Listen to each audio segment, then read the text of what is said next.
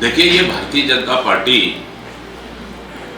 बड़े बड़े दावा तो कर रही है कि 2026 में नक्सलवाद खत्म कर देंगे, लेकिन जैसे जैसे दिन पहुंच रहा है वैसे वैसे भारतीय जनता पार्टी अपनी बहानेबाजी बनाना शुरू कर दी और इसी का नतीजा है कि इस तरह की बयानें आ रही है। अब आपकी सरकार में राजधानी में नक्सली रह रहे हैं तो ये दोष किसकी है? कौन है इसके जिम्मेदार? किसकी जिम्मेदारी बनती है?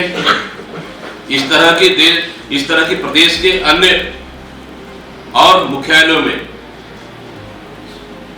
पता नहीं और कितने लोग ऐसे यह स्थिति होगी, तो इसको सरकार को पता करना चाहिए। राजधानी मुख्यालय जैसे अगर इस तरह के यहां रह रहे हैं तो इससे बड़ा गंभीर बात क्या हो सकती है? ये पहली बार नहीं है।